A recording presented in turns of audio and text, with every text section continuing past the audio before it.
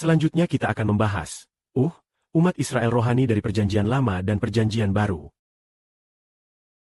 Dari kedua perjanjian ini, mana yang benar-benar memberikan hidup kepada manusia? Saudara-saudari menganggap bahwa perjanjian dua loh batu itu mampukah memberikan hidup yang kekal kepada manusia? Tidak bisa, sama sekali tidak bisa. Dua loh batu itu hanyalah tulisan di atas batu. Dua loh batu ini walaupun sangat indah. Tetapi sama sekali tidak dapat mengurungkan hidup yang kekal kepada kita. Perjanjian Lama, kita mengerti air kehidupan itu mengalir dari mana? Di dalam kitab Wahyu.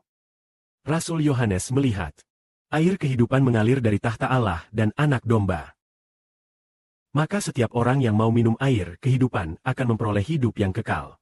Ternyata air kehidupan itu menunjuk kepada Roh Kudus dan Roh Tuhan yang akan mengalir dari tahta Allah dan Tuhan.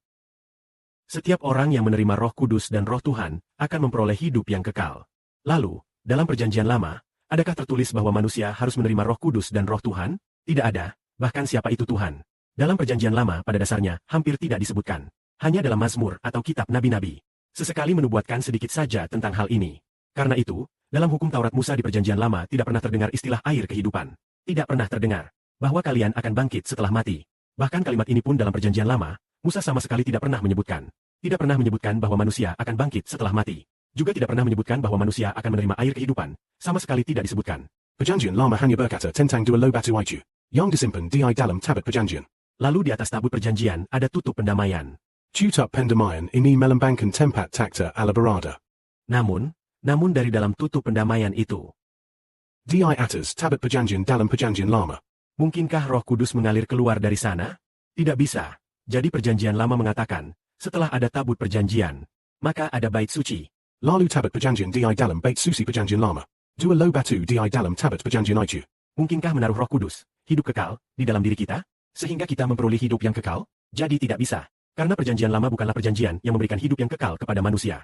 Maka ketika Tuhan Yesus Kristus, yang mengaruniakan hidup kekal, datang. Ketika dia disalibkan, dia harus menghapuskan Perjanjian Lama dan mendirikan Perjanjian Baru. Karena Perjanjian Lama hanya memberitahu manusia bahwa mereka berdosa. Dua loh batu berkata, engkau berdosa. Engkau berdosa, yaitu hukum Taurat hanya memberitahu manusia bahwa mereka berdosa. Dan tidak dapat mengaruniakan hidup yang kekal. Sedangkan dua loh batu itu hanyalah batu. Batu, meskipun batu, tetap tidak dapat memberikan hidup yang kekal kepada kita.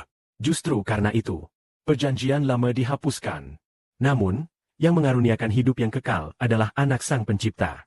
Anak Allah, Tuhan Yesus. Yang mengaruniakan Roh Allah dan Roh Tuhan kepada kita. Barulah kita memperoleh hidup yang kekal. Jika demikian, kita menyebut Perjanjian Lama sebagai Perjanjian Hukum Taurat. Perjanjian Hukum Taurat ini adalah yang mengutuk manusia. Apakah hukum Taurat itu mengutuk manusia? Setiap orang yang tidak menaati hukum Taurat harus tertimpa kutuk. Jadi Perjanjian Lama dapat dikatakan sebagai perjanjian kutuk. Adalah perjanjian yang mengutuk manusia. Hukum Taurat mengutuk manusia. Menjatuhkan hukuman mati atas manusia. Karena itu, kita yang hidup di dalam Perjanjian Baru, maka, seharusnya semakin menyerahkan seluruh hati kita kepada Kristus. Bahkan lagu-lagu yang kita ciptakan. Setelah Saudara Hibo mengerti hal ini, perlahan-lahan lagu-lagu yang sebelumnya diciptakan dengan 4 penugasan itu, yang isinya tentang Perjanjian Lama, semakin lama semakin berkurang. Kecuali ISI Perjanjian Lama yang janji. Janji yang diberikan kepada Saudara Hibo di masa depan. Atau janji yang diberikan kepada kita tentang hidup kekal di masa depan. Isi janji tentang Kristus itu, kita pertahankan. Jika bukan demikian, kita hanya bisa menganggapnya sebagai kitab suplemen. Menganggapnya sebagai kitab suplemen. Sesekali baca atau sesekali merenungkannya sudah cukup. Kita tidak seharusnya menaruh terlalu banyak isi Perjanjian Lama di dalam lagu pujian yang dipakai untuk ibadah. Karena Perjanjian Lama itu bisa dikatakan adalah perjanjian yang terkutuk. Sedangkan Perjanjian Baru adalah perjanjian yang diberkati. Perjanjian yang diberkati. Karena di dalam Perjanjian Baru itu, kalau kita bicara tentang Perjanjian Lama adalah dua loh batu perjanjian. Perjanjian dalam Perjanjian Baru adalah Roh Kudus dan Roh Tuhan. Itulah perjanjiannya. Di dalam tabut perjanjian tersimpan Perjanjian Allah. Perjanjian Allah adalah dua loh batu perjanjian. Lalu setelah masuk ke Perjanjian Baru, perjanjian itu adalah dua roh. Roh yang pertama adalah Roh Kudus. Roh yang kedua adalah Roh Kristus Tuhan. Sebagaimana dalam kitab Kejadian. Di Taman Eden ada 2 pohon. Satu adalah pohon pengetahuan yang baik dan jahat. Satunya lagi adalah pohon kehidupan. 2 pohon ini mewakili Allah dan Tuhan. Semula menjikat perjanjian adalah supaya manusia menjadi milik Allah.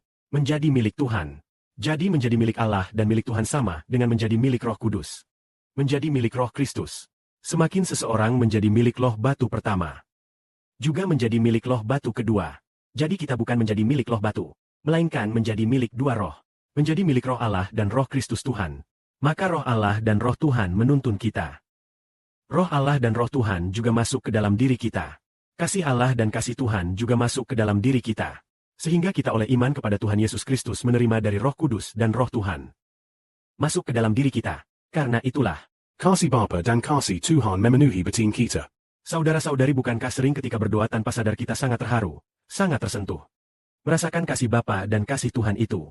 Ini karena Roh Kudus memenuhi kita. Roh Kudus memenuhi kita dengan kasih Bapa.